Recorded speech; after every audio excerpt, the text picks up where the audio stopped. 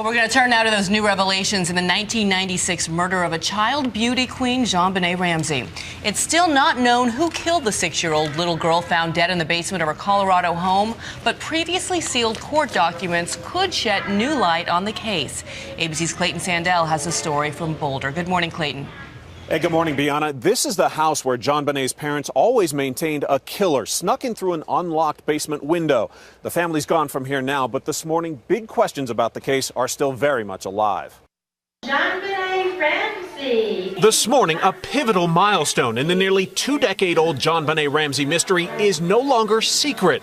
A grand jury's 1999 criminal indictment against her parents, now public after local reporter Charlie Brennan sued to have it released. I felt it was very important, I still feel it's very important that that secrecy be removed and that the people now can look and see what happened and make decisions for themselves whether they believe it was right or wrong. The documents reveal a grand jury voted to indict John and Patsy Ramsey for child abuse resulting in death and being accessories to a crime. But in an unusual move, the DA back then decided not to prosecute. We do not have sufficient evidence to warrant the filing of charges against anyone who has been investigated at this time.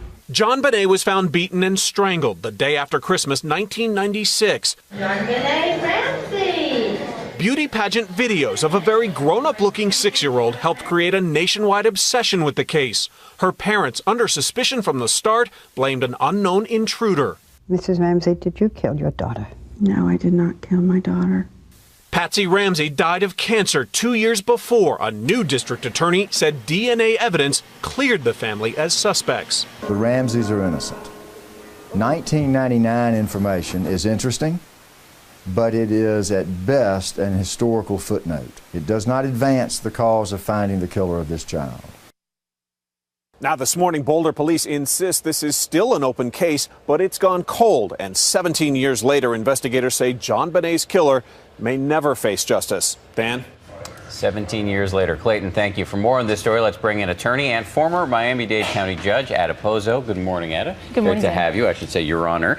Let's go over again this decision by the prosecutor not to file charges. How unusual is this, and what do you think was going through his mind? It's very unusual. Now, keep in mind, the prosecutor is the one who brings this before the grand jury. So he brings it before the grand jury. The grand jury votes to indict on 2 counts and then says, no, there's not enough.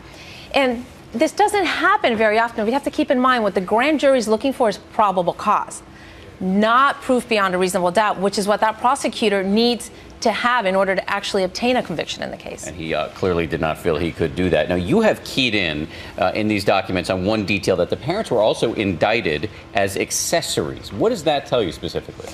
Well, it's very interesting when we look at this indictment that the parents apparently, not only were they charged, or the grand jury thought there was enough to be charged with the child abuse resulting in death, but also that they were somehow trying to cover something up, which is basically what that second count was.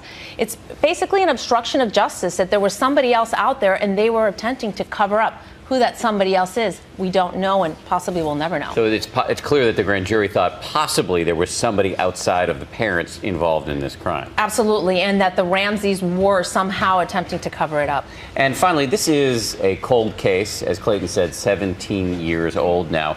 Can this discussion that we're having right now and the fact that these documents have been released, can this in any way help generate new leads, you think? Well, obviously the information that we have is not going to really help in the investigation, but how it is going to help is that we're talking about it. We're sitting here talking about it today, and I think it brings it back on the forefront. It brings back this little girl that there's never been justice for her, and that her killer is still walking around somewhere. The killer's still out there walking around somehow. Ada, thank you very much. We really appreciate it. Thank you. Yana, back over to you. This little girl would be 23 years old today if she were still alive. Ida, thank you so much for coming in.